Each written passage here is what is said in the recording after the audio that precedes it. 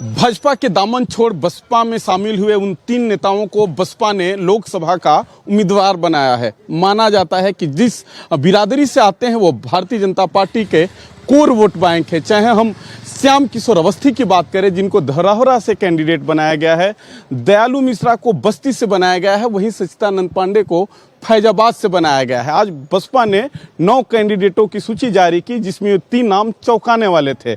माना जाता है कि ब्राह्मण, जिस पर भारतीय जनता पार्टी भरोसा करते हैं, या कई चुनावों में ब्राह्मणों ने खुलकर भाजपा के पक्ष में मतदान किया, कहीं ना कहीं इन 3 कैंडिडेटों को खड़ा होने से भारतीय जनता पार्टी का समीकरण बिगड़ सकता है। सहयोगी राहुल के साथ रजनीश पांडे, भारत एक्सप्रेस, लखनऊ।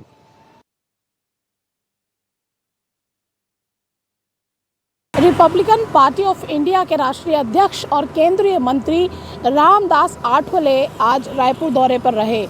उन्होंने अपने इस दौरे के दौरान कांग्रेस और इंडी गठबंधन को जमकर आड़े हाथों लिया।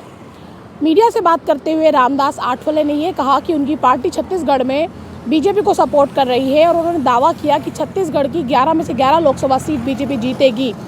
उन्होंने कांग्रेस के नेताओं को नसीहत देते हुए कहा कि नरेंद्र मोदी के खिलाफ गलत बयानबाजी करने से कांग्रेस के नेताओं को बचना चाहिए।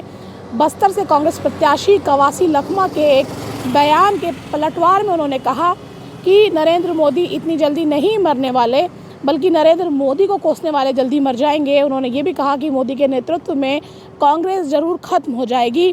राहुल गांधी पर भी उन्होंने आरोप लगाए और उन्होंने ये कहा कि राहुल गांधी भारत जोड़ो यात्रा के बहाने भारत तोड़ने की बात करते हैं, दलित मुसलमानों को गुमराह करने की बात करते हैं। उन्होंने ये भी कहा कि कांग्रेस इस वक्त ये झूठा प्रचार कर रही है कि देश का संविधान खतरे में है। तो आज रामदास आठवले रायपुर में थे और उन्होंने रायपुर में बीजेपी के पक्ष में मतदान करने की भी अपील की और साथ ही साथ यहाँ के जो मुख्यमंत्री हैं विष्णुदेव साय, उनकी भी तारीफ रामदास आठवले करते नजर आए। कैमरामैन अशोक के साथ प्रियंका कौशल, भारत एक्सप्रेस, रायपुर।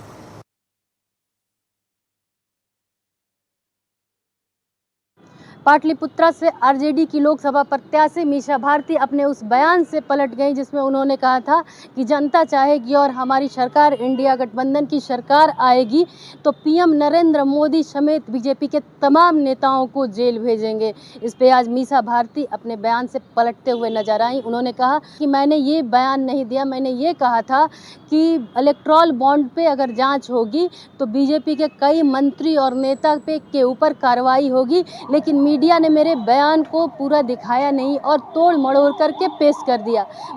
मीसा भारती का ये भी आरोप है कि मीडिया एजेंडा सेट करती है, जबकि मीडिया को एजेंडा सेट नहीं करना चाहिए, पक्ष और विपक्ष को एजेंडा सेट करना चाहिए। मीसा भारती अपने उस बयान से तब पलटी जब बीजेपी के नेता इसके ऊपर हमलावर हो गए। पटना से भारत एक्सप्रेस के लिए ज्योति।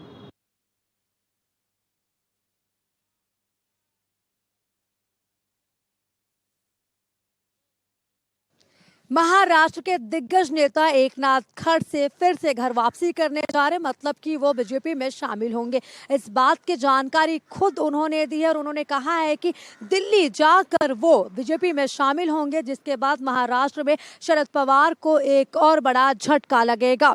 खड़से की घोषणा के बाद बीजेपी में हलचल है और उनके प्रतिद्वंदी खुलकर बयानबाजी कर रहे हैं। बीजेपी नेता गिरीश महाजन ने तो बुझा हुआ दिया बता दिया था। महाजन को देवेंद्र फडणवीस का करीबी माना जाता है और यह जग जाहिर है कि खड़से के फडणवीस से वैचारिक मतभेद खुलकर सामने आए हैं और यही वजह है कि जब खड़से के बीजेपी में आने की खबरें आई और फडणवीस से पुराने विवाद की चर्चा छिड़ी तो बीजेपी के प्रदेश अध्यक्ष चंद्रशेखर बावनकुले ने सफाई दी। फिलहाल अगले 1 हफ्ते तक महाराष्ट्र की राजनीति में गर्माहट देखने को मिल सकती है, क्योंकि एकनाथ खड़से की बेटी रोहिणी खड़से ने साफ किया है कि वो अपने पिता के साथ बीजेपी में नहीं जाएंगी और एनसीपी शरद चंद्र पवार के साथ बनी रहेंगी। खड़से बीजेपी में घर वापसी कर रहे हैं, उसका नुकसान एनसीपी प्रमुख शरद पवार को पहुंचेगा। आगामी चुनाव में इसका कहीं ना कहीं खामियाजा एनसीपी को भुगतना पड़ेगा। कैमरामैन श्याम के साथ में आंचल तिवारी, भारत एक्सप्रेस।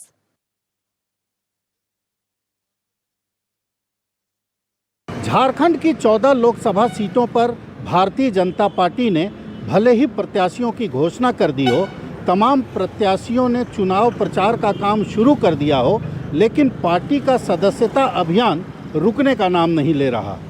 इसी अभियान के तहत शुक्रवार को भी भारतीय जनता पार्टी में आम आदमी पार्टी, राष्ट्रीय जनता दल समेत कई दलों के बड़े नेताओं ने अपने सैकड़ों कार्यकर्ताओं के साथ बीजेपी की सदस्यता ग्रहण की। बाबूलाल मरांडी, जो कि बीजेपी के प्रदेश अध्यक्ष हैं, उन्होंने खुद इन लोगों को पार्टी की सदस्यता दिलाई और उन लोगों को टास्क दिया कि अब वो लोग अपने अपने इलाके में जाएं और घर घर जाकर इस बात का प्रचार करें कि इस बार जो प्रधानमंत्री नरेंद्र मोदी जी ने 400 पार का नारा दिया है, उस नारे को सफल बनाने के लिए, उस संकल्प को सफल बनाने के लिए अपने अपने स्तर से सभी लोग काम में जुट जाएं। तमाम कार्यकर्ताओं ने बाबूलाल मरांडी के सामने इस बात का वादा किया कि वे यहां से जाएंगे और उनकी बातों का अक्षरशः पालन करेंगे। दरअसल ये अभियान जो है वो अपने आप में राजनीतिक तौर पर इसलिए महत्व रखता है क्योंकि इससे विपक्षी दलों पर कहीं न कहीं एक मनोवैज्ञानिक दबाव पड़ता है। भारत एक्सप्रेस के लिए कैमरामैन धर्मेंद्र के साथ मधुकर आनंद, रांची।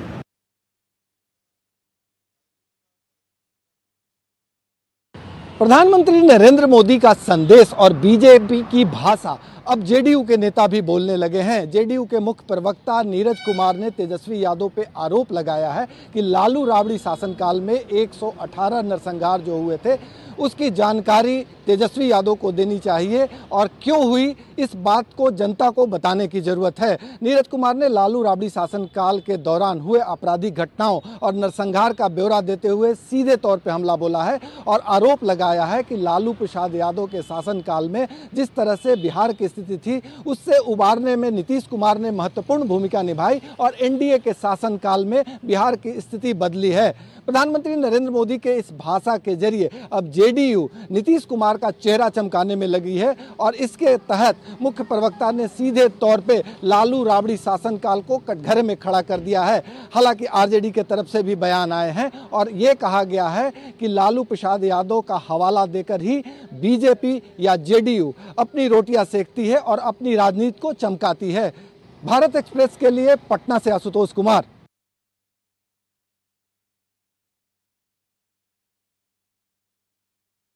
लोकसभा चुनाव से पहले हर एक सियासी दल के नेता अपने दल के पक्ष में माहौल बनाने के लिए जनसंपर्क कर रहे हैं, रैलियां कर रहे हैं। इसी दौरान भारत के गृह एवं सहकारिता मंत्री अमित शाह पीतल नगरी मुरादाबाद में पहुंचे। अमित शाह ने जनसभा को संबोधित करते हुए मां काली का नाम लिया, महिलाओं का नाम लिया, युवाओं का नाम लिया और उत्तर प्रदेश क्यों खास है उसके बारे में बताया। अमित शाह ने कहा कि प्रधानमंत्री नरेंद्र मोदी अगर प्रधानमंत्री बने हैं तो उसमें सबसे ज़्यादा योगदान उत्तर प्रदेश का है। अमित शाह ने कहा कि प्रधानमंत्री ने महिलाओं के लिए, युवाओं के लिए हर क्षेत्र में काम किया। सर्वेश सिंह यहाँ से प्रत्याशी हैं, इनको जिताइए। आपको बता दें कि 2014 के लोकसभा चुनाव में कुंवर सर्वेश सिंह मुरादाबाद से चुनाव जीते थे। वहीं 2019 के लोकसभा चुनाव में समाजवादी पार्टी के प्रत्याशी एसटी हसन ने मुरादाबाद से जीत दर्ज की थी। वहीं अमित शाह ने कहा कि पिछले 5 साल में यहाँ के लोगों ने जो दुख झेला है वह किसी से छुपा नहीं है, इसलिए भारतीय जनता पार्टी के प्रत्याशी को जिताइए। अब देखने वाली बात होगी कि अमित शाह की यह जो अपील है वह कितनी काम आती है। 24 के लोकसभा चुनाव में भारतीय जनता पार्टी उत्तर प्रदेश से कितनी सीटें हासिल कर पाती है। कैमरा पर्सन राहुल चौहान के साथ दिव्येंदु राय, भारत एक्सप्रेस, लखनऊ।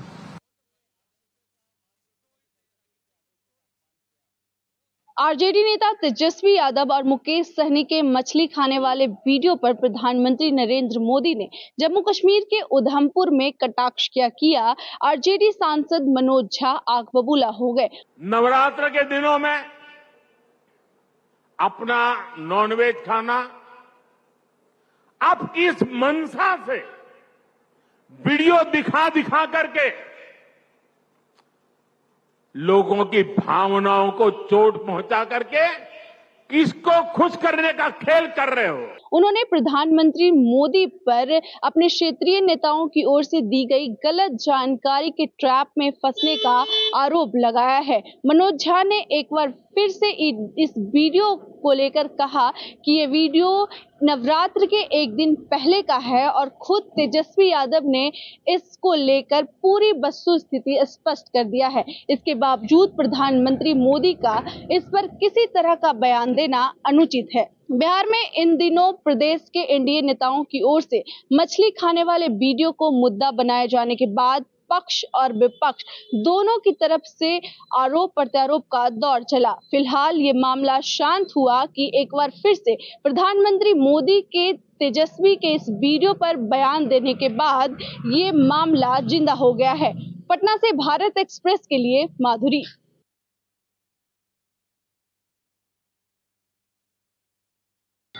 मुंबई के उत्तर मुंबई लोकसभा सीट से बीजेपी प्रत्याशी पीयूष गोयल के सामने कांग्रेस को कोई अच्छा प्रत्याशी नहीं मिल रहा है। महाविकास अघाड़ी में सीट बंटवारे के दौरान उत्तर मुंबई की सीट कांग्रेस को मिली है। कांग्रेस ने कई नेताओं से संपर्क किया है, लेकिन अब तक कोई भी नेता पीयूष गोयल के सामने लड़ने के लिए तैयार नहीं है। वैसे भी कांग्रेस में लगातार नेता छोड़कर दूसरी पार्टियों में जा रहे हैं, जिसके कारण कांग्रेस में नेताओं का अभाव हो रहा है। जानकारी मिल रही है कि पीयूष गोयल के सामने लड़ने के लिए कांग्रेस वो सीट शिवसेना उद्धव ग्रुप को वापस दे सकती है। हालांकि शिवसेना उद्धव ठाकरे ग्रुप के नेता विनोद घोसालकर पहले उस सीट से चुनाव लड़ने के लिए इच्छुक थे, लेकिन पीयूष गोयल का नाम सामने आने के बाद फिलहाल वो उस सीट से चुनाव नहीं लड़ना चाहते, जिसके बाद अब बीजेपी को वो सीट जीतने में आसानी हो जाएगी। वीडियो जर्नलिस्ट बालकृष्ण के साथ अभिषेक पांडे, भारत एक्सप्रेस, मुंबई।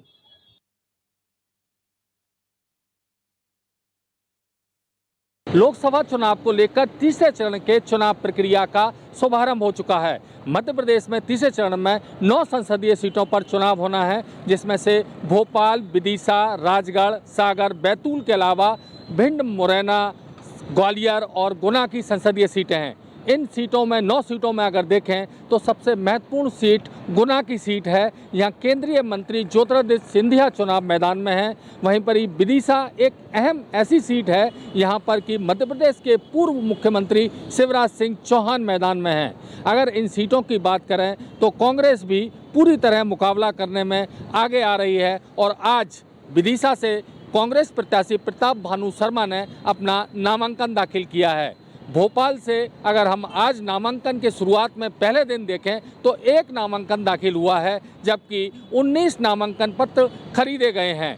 तमाम और भी जगह संसदीय सीटों पर नामांकन दाखिल होने की प्रक्रिया के साथ नामांकन दाखिल हो रहे हैं। 19 तारीख तक नामांकन दाखिल किए जा सकते हैं। 22 अप्रैल को नाम वापसी की अंतिम तिथि है, जबकि 7 मई को तीसरे चरण का मतदान किया जाना है और 4 जून को सभी चरणों के मतदान के मतगणना होगी। कैमरामैन मनीष के साथ भारत एक्सप्रेस के लिए भोपाल से अजय भटनागर।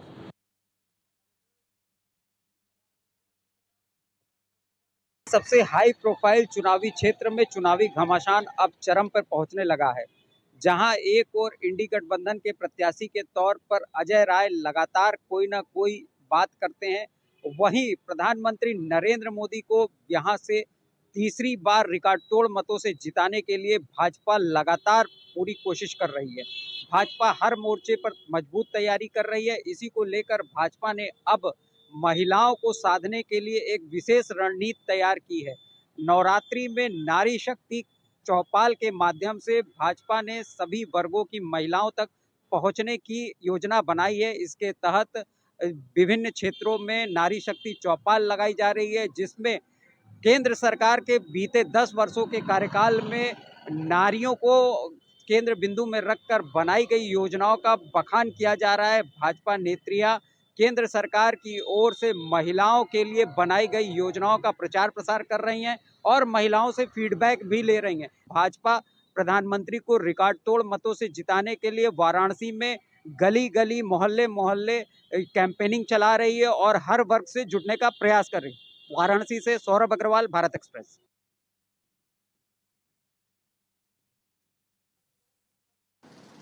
आम आदमी पार्टी के सीनियर वाइस प्रेसिडेंट अनुराग ढांढा आज हरियाणा चुनाव आयोग के दफ्तर पहुंचे और उन्होंने चुनाव आयोग में अपनी शिकायत दर्ज कराई। उन्होंने अपनी शिकायत हरियाणा के पूर्व सीएम मनोहर लाल खट्टर के खिलाफ दर्ज कराई। उनका कहना था कि मनोहर लाल जिस तरह से चुनावी सभाओं में घोषणाएं कर रहे हैं, यह घोषणाएं वह कैसे कर रहे हैं। आज के वक्त में मनोहर लाल ना तो सीएम हैं, ना विधायक हैं, ना ही किसी पार्टी के सांसद हैं। ऐसे में वह चुनाव में कैसे घोषणा कर सकते हैं। इसको लेकर उन्होंने हरियाणा के मुख्य चुनाव अधिकारी अनुराग अग्रवाल को एक पत्र देकर अपनी शिकायत दर्ज कराई। साथ ही अनुराग अग्रवाल ने अन्य कई मुद्दों को लेकर चुनाव आयोग में शिकायत दर्ज कराई। उनका कहना है कि आम आदमी पार्टी कांग्रेस के साथ हरियाणा में गठबंधन कर चुनाव लड़ रही। लोकसभा चुनाव के दौरान हरियाणा में जिस तरह से आम आदमी पार्टी के साथ भेदभाव हो रहा है